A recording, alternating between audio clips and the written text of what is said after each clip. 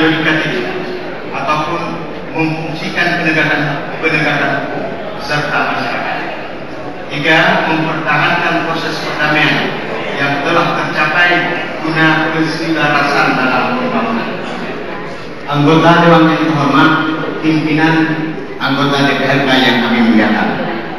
Ini adalah pertama, Adami Bustanuddin dengan nomor urut 13. Sesuai dengan amanat Undang-Undang Nomor 25 Tahun 2005 tentang Sistem Perencanaan Pembangunan Nasional dan memahami isi Undang-Undang Nomor 11 tentang Pemerintahan Aceh serta bukti-bukti yang terkandung di dalam MOU LCMC, maka pasangan calon bupati wakil bupati Aceh Barat Adami Bustanuddin telah menetapkan misi dan arah pembangunan sebagai berikut. Visi: Aceh Barat adil, damai, makmur, sejahtera berdasarkan nilai-nilai Islam.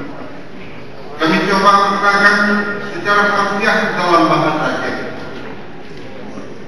Aceh Barat maju, agama hukum, rakyat berdarah, makmur beragam.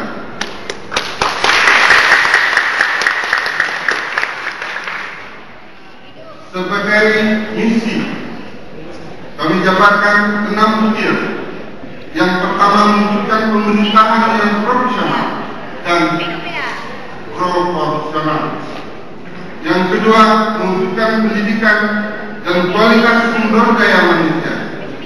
Yang ketiga, mewujudkan masyarakat sehat, berakhlak mulia dan berbudaya serta keseimbangan peran kaum perempuan.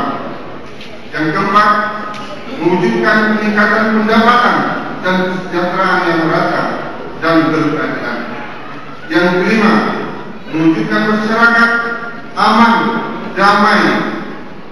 Yang keenam, mewujudkan sumber daya alam atau SDA yang asli dan lestari. Dari misi, kami akan uraikan terhadap poin-poin arah pembangunan. Satu, mau terwujudnya pemerintahan yang profesional dan profesional dengan butirnya adalah meningkatnya sumber daya pelaku, terselenggaranya pemerintahan yang bersihkan baik,